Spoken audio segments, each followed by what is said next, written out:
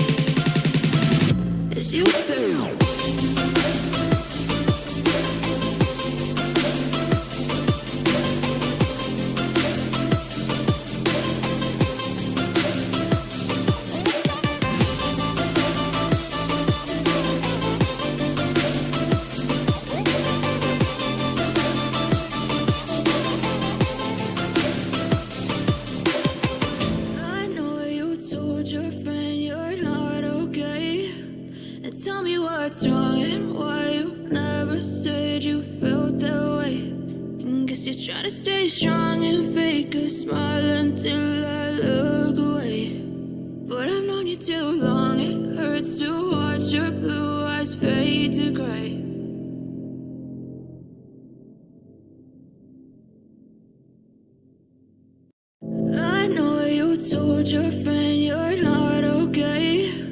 And tell me what's wrong and why you never said you felt that way. And guess you're trying to stay strong and fake a smile until I look away. But I've known you too long, it hurts to watch your blue eyes fade to gray as you fade away.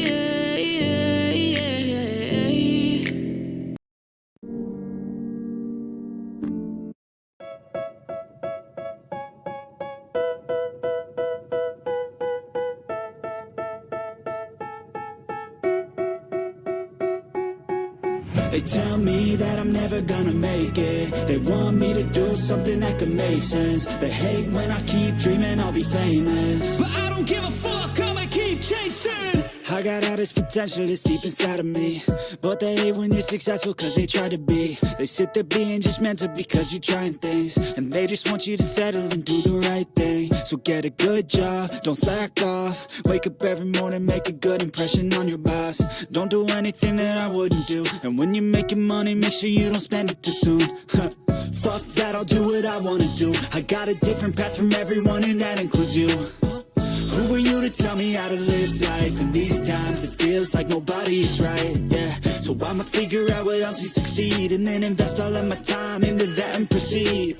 I need whatever the hell could make me happy, and I don't think you have a clue what could that be. They tell me that I'm never gonna make it. They want me to do something that can make sense. They hate when I keep dreaming I'll be famous, but I don't give a fuck, I'ma keep chasing.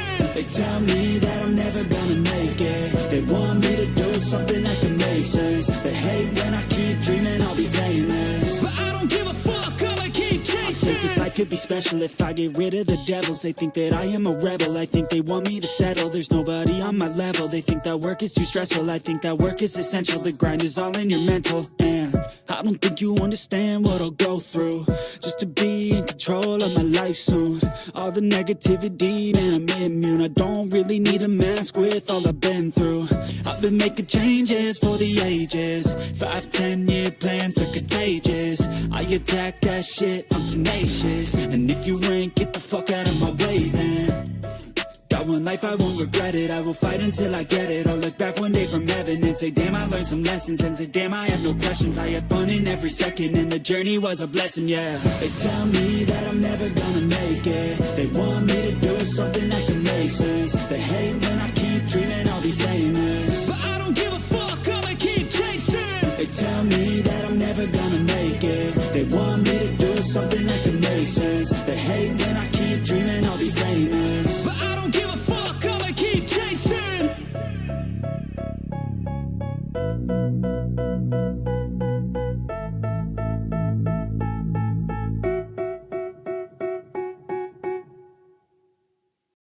I know you told your friend you're not okay, and tell me what's wrong and why you never said you felt that way. And guess you're trying to stay strong and fake a smile until I look away. But I've known you too long, it hurts to watch your blue eyes fade to gray as you fade away, as you fade away. Yeah, I'm about to fade away, cause every time I wake up I feel like it's Monday. Something's going wrong with all the chemicals up in my brain. All of a sudden I don't look at anything the same way. Gotta build up of my thoughts sitting in an ashtray. I'm sorry that I'm so inconvenient, okay. Just let me be me and I'll stay out of your way. I can see the way you look at me, I'm such a disgrace. I never really asked to be brought into this place. You wanna love me? Well then baby have a taste. All the highs and the lows, no you'll never be the same. I don't really wanna hurt you but I can't control the pain. If you're sticking by my side, maybe we could be okay. Okay, maybe you could be the change I need today. I promise that I've never felt this way. I really hope that you will choose to stay through all the pain. I know you told your friend you're not okay, and tell me what's wrong and why you never said you felt that way. And guess you're trying to stay strong and fake a smile until I look away. But I've known you too long, it hurts to watch your blue eyes fade to gray as you fade away, as you fade away, as you fade away.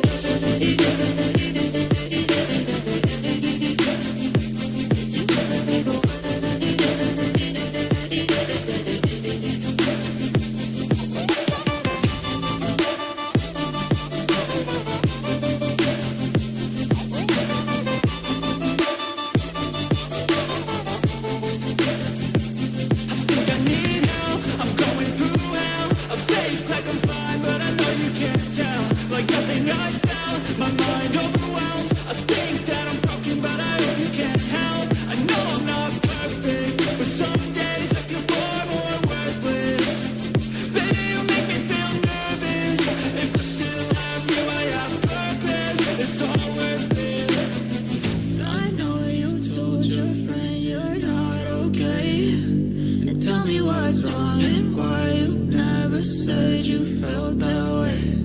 I guess you're trying to stay strong and fake a smile until I look away.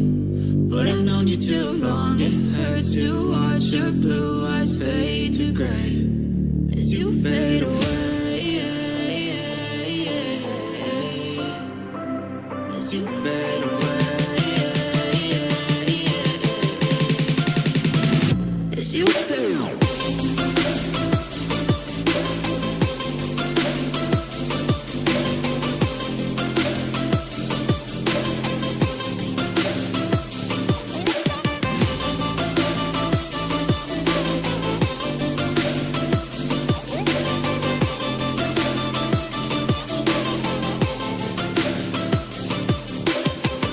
I know you told your friend you're not okay.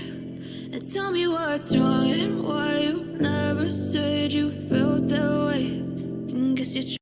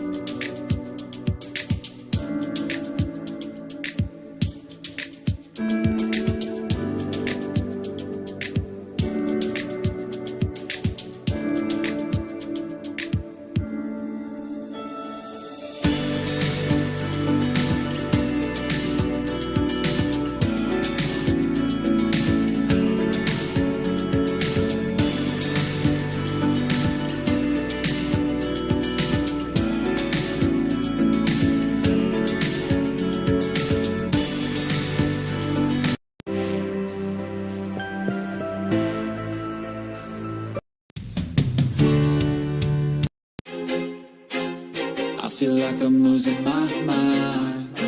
Is everybody in the world blind? Please, Lord, give me a sign. Okay, so A sign. you guys sent in some stuff on this Hamster Kombat thing, and I gotta say, it's pretty wild, right? Like, blockchain, NFTs, hamsters fighting.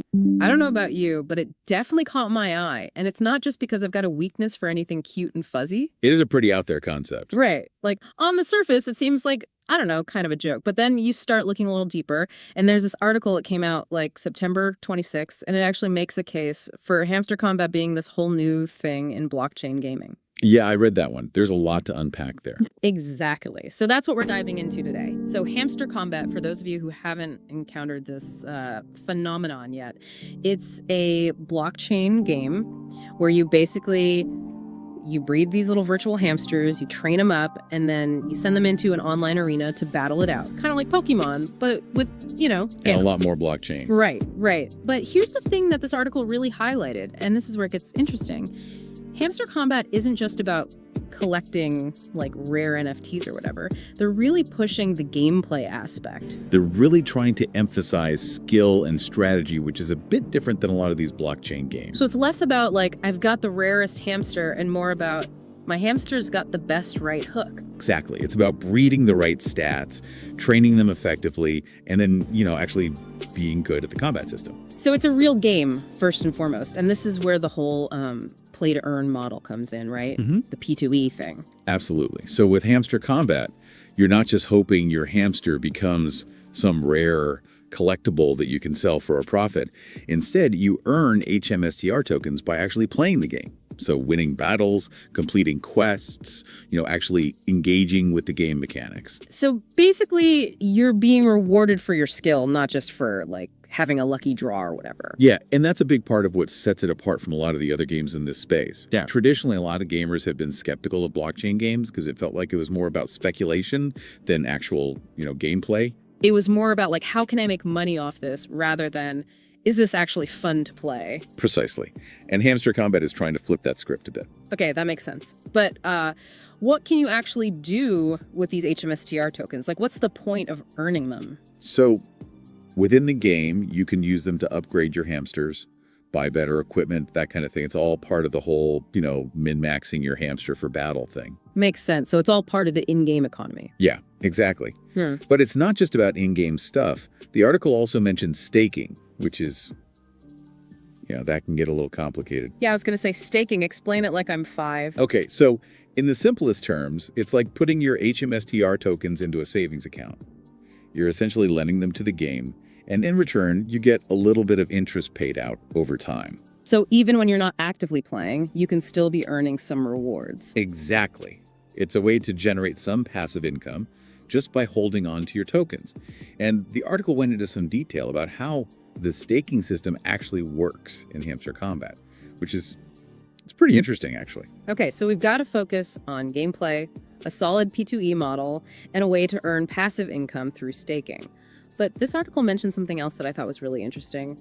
Community-driven development. What's the deal with that? Right, so Hamster Kombat isn't just a game that's like developed by some company in a vacuum and just handed over to the players, right?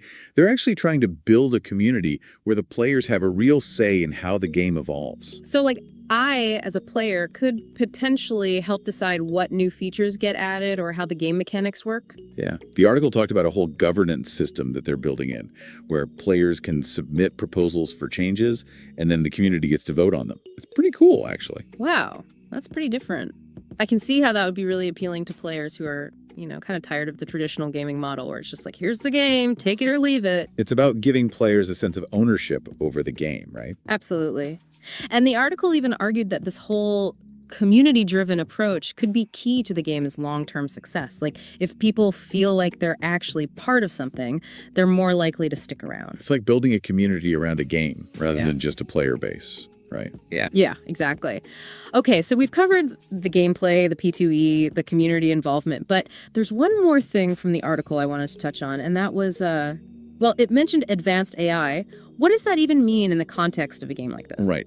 Well, the AI in this case isn't just about making the computer opponents a little bit smarter. Oh. Yeah. Think of it more like the AI is being used to make the gameplay itself more dynamic and unpredictable. So for example, imagine you're battling your hamster against an AI opponent, and the AI actually starts to adapt its fighting style based on your moves. Oh, wow. So it's like it's learning how you play and trying to counter you. Exactly. It adds a whole other layer of complexity and strategy to the game. And then beyond that, the article even suggested that the AI could be used to actually evolve the game itself over time. So as more people play and the AI gathers more data, it can start to introduce new challenges or even tweak the game mechanics in response to how players are interacting with the game.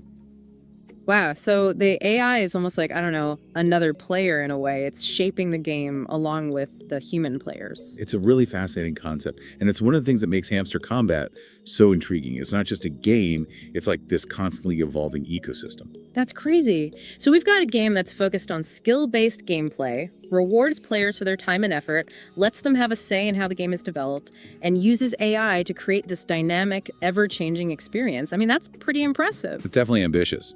No doubt. And of course, we can't forget the blockchain aspect of all this. That's kind of what got everyone's attention in the first place, right? But I'll be honest, that's the part I'm still a little fuzzy on. Like, why blockchain? Why is that important for a game like this? Sure. It can be a bit much, all the tech jargon. But in a nutshell, using blockchain technology for a game like Hamster Kombat actually addresses a lot of the concerns people have about blockchain games in general. For starters, it makes the whole thing more transparent. Like, you can actually see where your HMSTR tokens are coming from, how the in-game economy is working. There's no shady stuff happening behind the scenes. Okay, that makes sense. Especially with all the uncertainty around crypto and NFTs and all that. Exactly. Transparency is key. Yeah. And then on top of that, blockchain technology makes the game more secure. Like, it's much, much harder for someone to hack the game or cheat the system because everything's recorded on the blockchain. It's all out in the open and much harder to manipulate. So it creates a fairer playing field for everyone. Okay, so it's not just about hamsters battling it out. It's about changing the way we think about blockchain gaming as a whole. Exactly.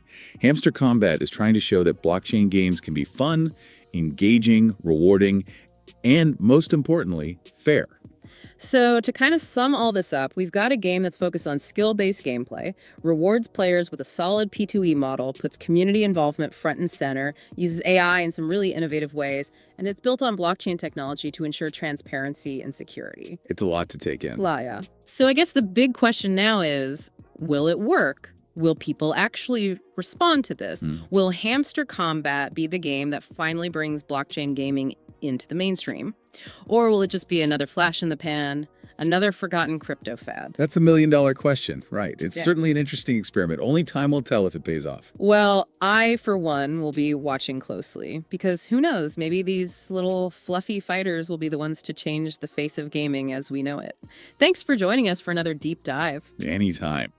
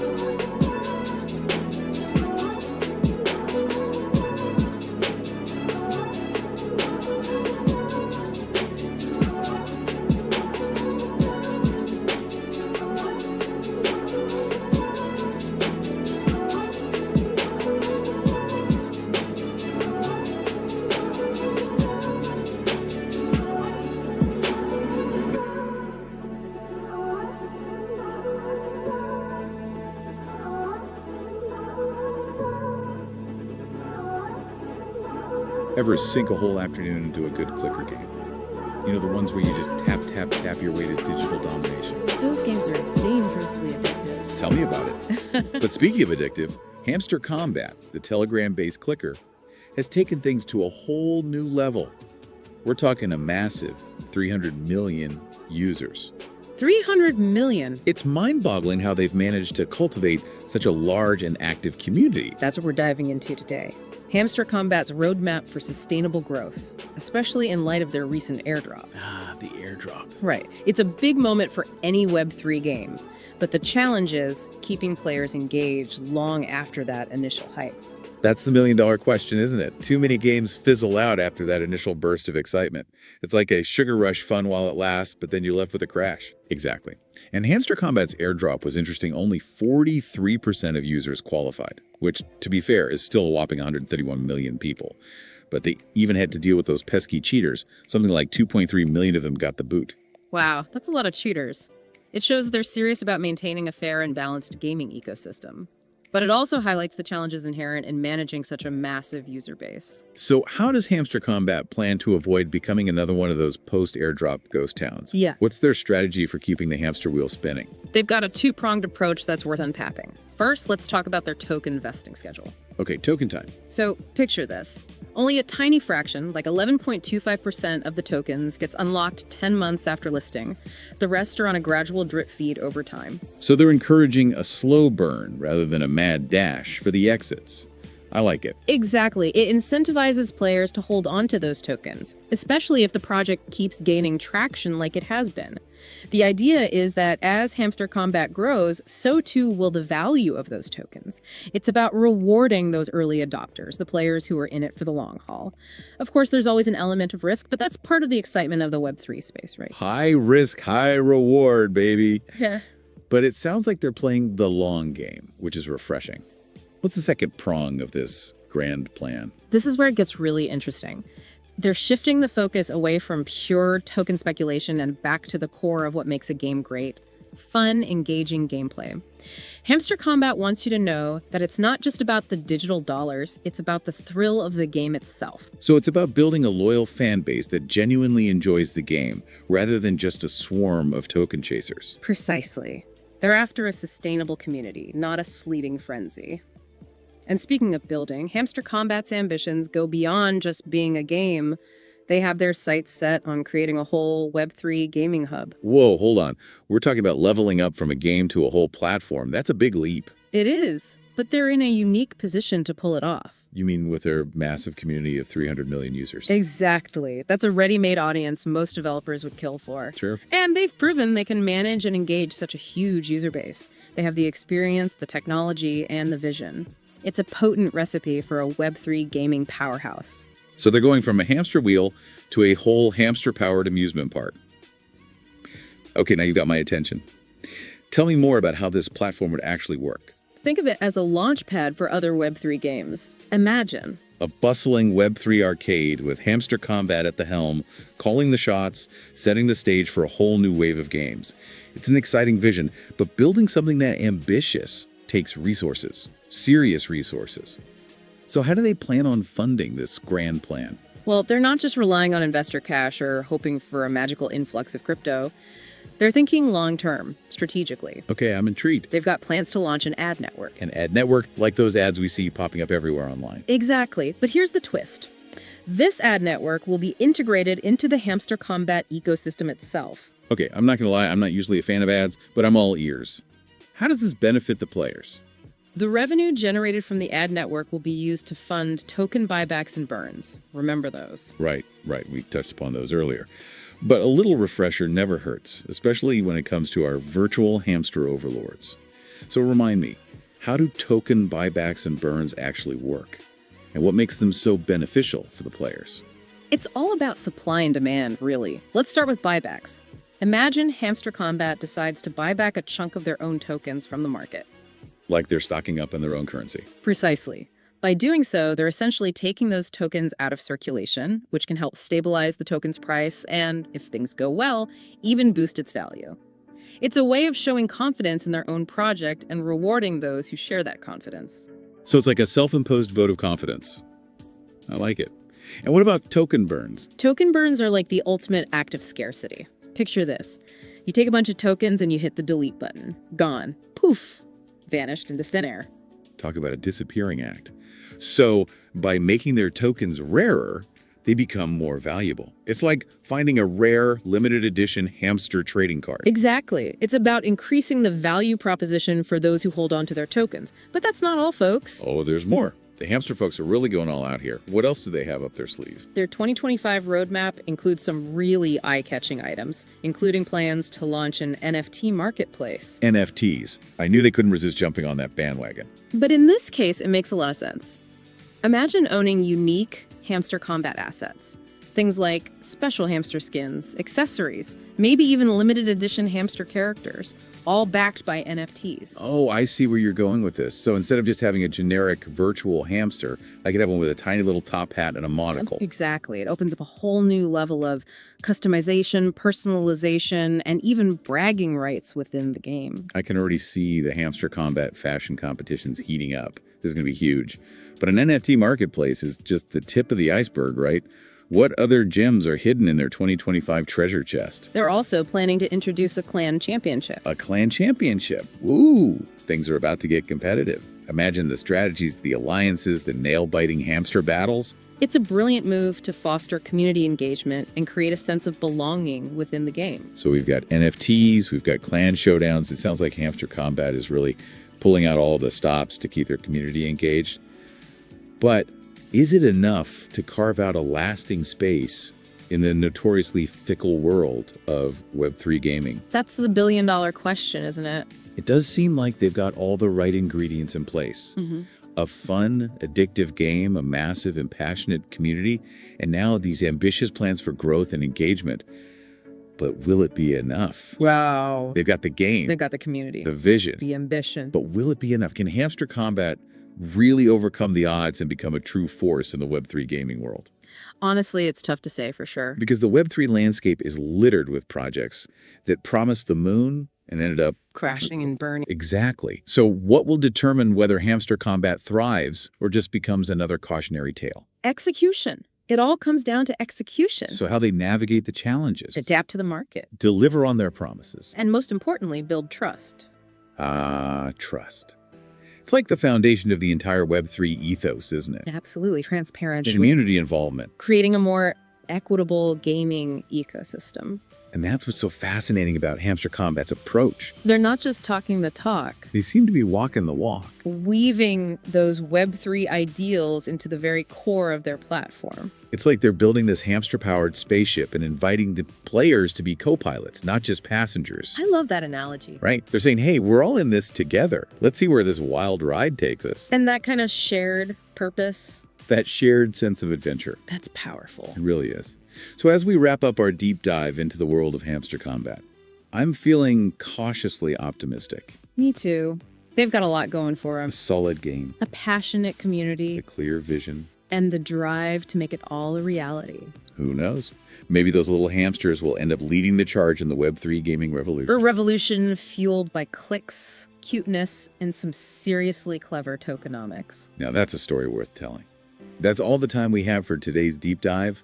Until next time, keep